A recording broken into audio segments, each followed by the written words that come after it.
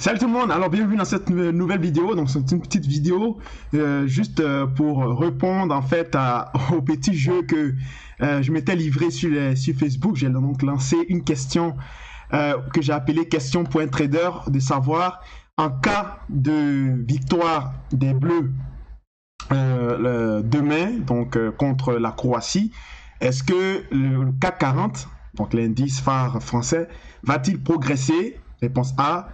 Va rester neutre? Réponse B. Réponse C, va-t-il baisser? Réponse D, aucune de ces réponses. Et réponse E, toutes ces réponses, d'accord? Donc j'avais mis cette question. Et bon, il n'y a pas eu vraiment beaucoup d'intérêt là-dessus, bon, parce que les gens n'ont pas assez réagi. Quelques-uns ont répondu. Donc je fais cette petite vidéo pour répondre, pour donner la réponse. Pour qu'on voit justement quelle est la réponse à cette question.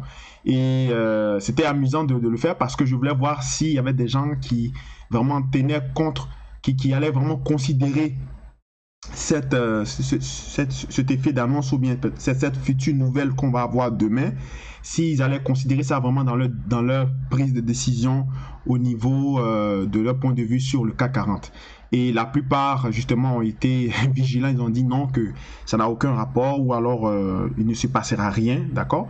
Donc, c'est pas mal vrai, d'accord? Donc, je vais justement vous montrer ici, à travers ce graphe historique, que les événements sportifs n'ont aucune incidence sur l'évolution de la bourse, d'accord? On a ici le graphe du CAC 40, justement, en données journalières. Et vous vous souvenez donc que la France avait joué déjà une finale en 1998. Je propose précisément le 12 juillet 98. J'avais à peine, je crois, 10 ans. Il jouait contre le Brésil, où la France avait gagné justement 3-0, je crois, avec le doublé de Zidane. Donc on va voir bien sûr à l'écran ce qui s'est passé lorsque la France a gagné ce match ce dimanche 12 juillet 98. Donc vous voyez ici que ça c'est le graphe en données hebdomadaires, d'accord? Donc chaque bougie représente une semaine. Donc ici, ça c'est la bougie c'est-à-dire la clôture du samedi 11 juillet 98. Vous le voyez en haut avec le croissillon. Donc je vais juste l'agrandir.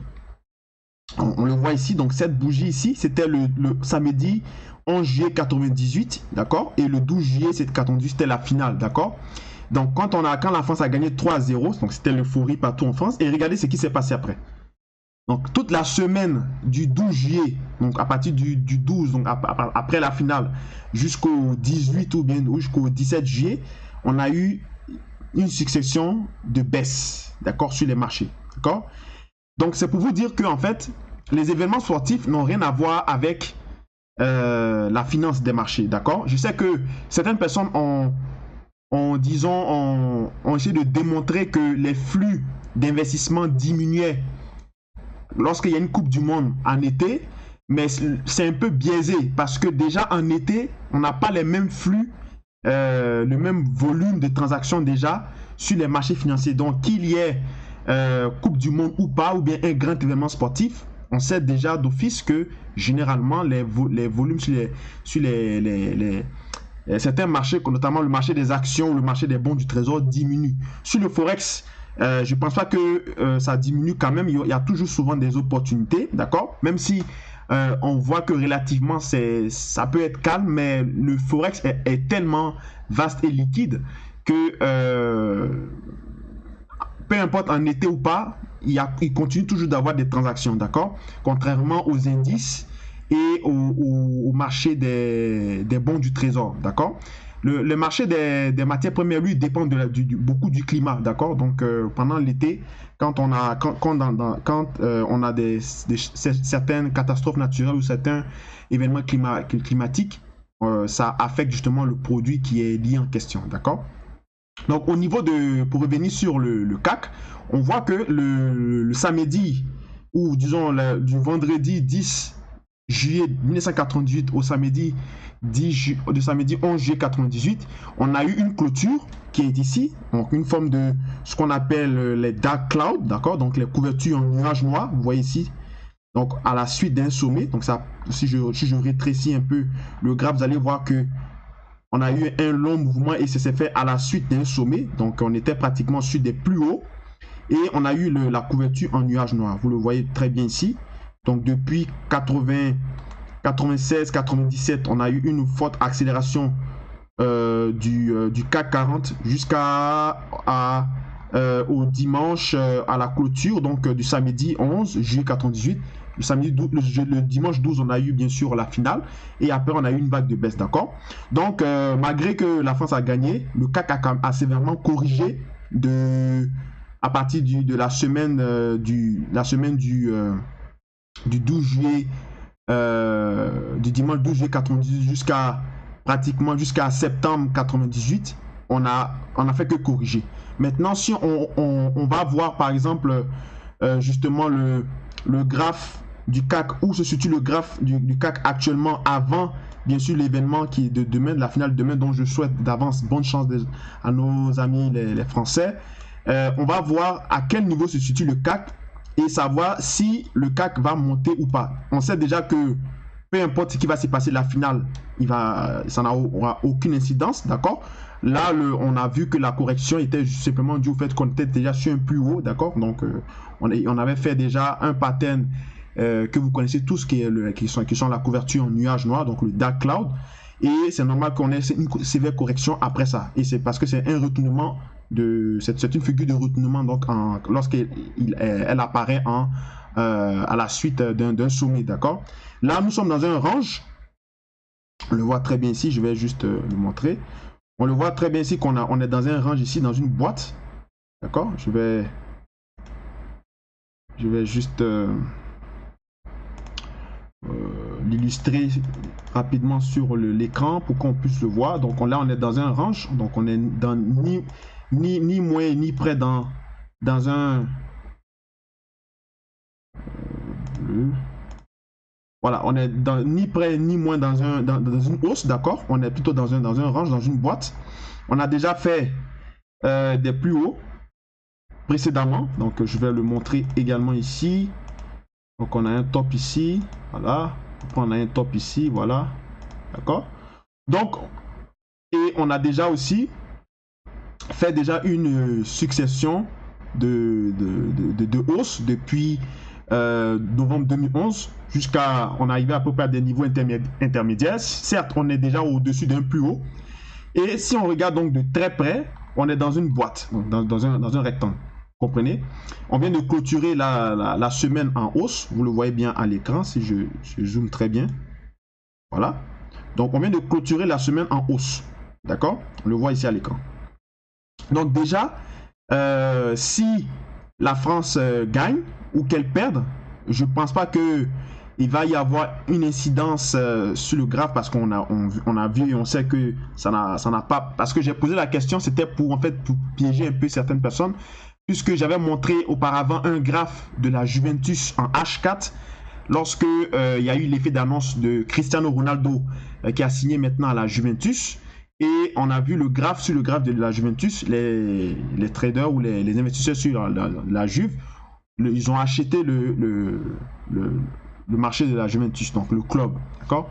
Donc ce sont des nouvelles internes, donc c'est de la microéconomie, donc ça concerne uniquement la Juve. Donc j'ai posé la même chose pour voir si ça va être un événement sportif de cette envergure-là, puisque le transfert de Ronaldo est quand même un événement assez grandiose dans le domaine bien sûr du sport, mais il s'est transposé, puisque c'est purement microéconomique, parce que ça concerne uniquement la Juventus, il s'est transposé sur les marchés financiers et les investisseurs et les traders ont acheté cette nouvelle-là, cette nouvelle qui a été publiée par le site du Real Madrid dans un communiqué, d'accord. Donc je voulais voir si les gens allaient également considérer, prendre pour acquis qu'il puisse se passer la même chose sur la France, d'accord, si elle gagne, d'accord, ce que je souhaite.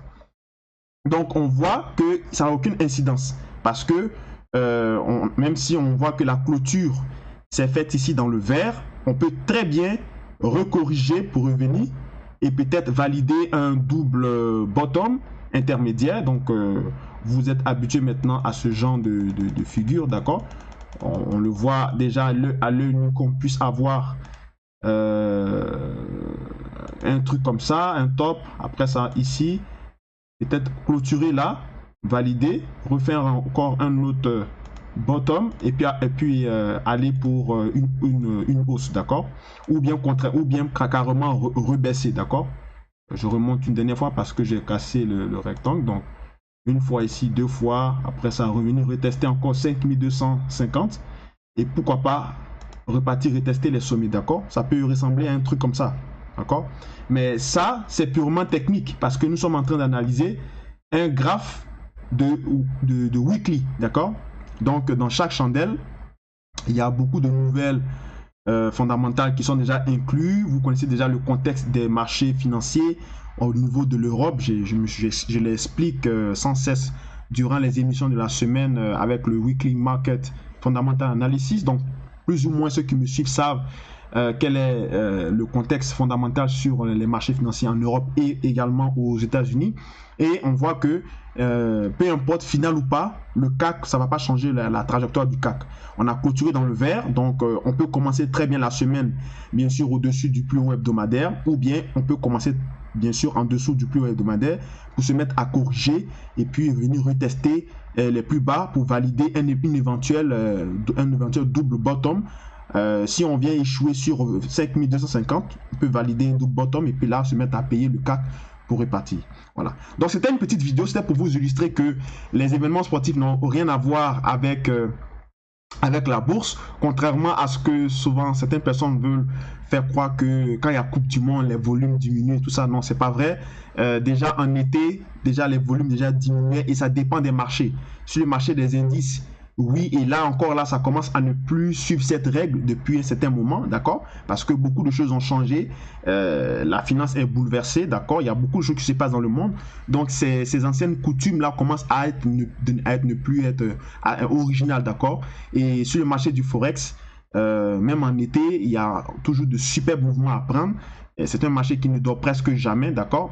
Et c'était pour donc illustrer donc cette petite colle que je vous ai collée sur les réseaux sociaux. Bravo en tout cas à ceux qui sont sortis du piège. Il y a des gens qui m'ont répondu, comme je crois Jean Chameret m'a dit que ça n'a aucun rapport parce que le marché suit sa propre logique. Donc ça c'était bien vu et effectivement le marché suit sa propre logique puisque on a vu le graphe historiquement.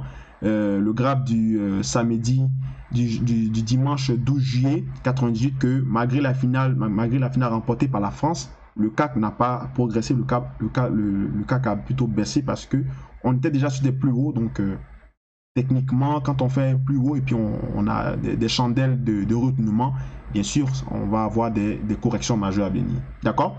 Donc merci encore de suivre cette petite vidéo. Je souhaite bonne chance aux Français pour demain, on est de tout cœur avec vous et puis si vous avez aimé la vidéo, n'oubliez pas de la liker, de la partager et puis de vous abonner également à cette chaîne donc qui est la page GSTA, donc Global Street Trader Academy, sur Facebook ou également sur la chaîne YouTube qui est pareil, donc GSTA, Global Street Trader Academy, GSTA, d'accord? Alors merci encore, portez-vous bien et puis à lundi pour donc les émissions quotidiennes. Merci, au revoir.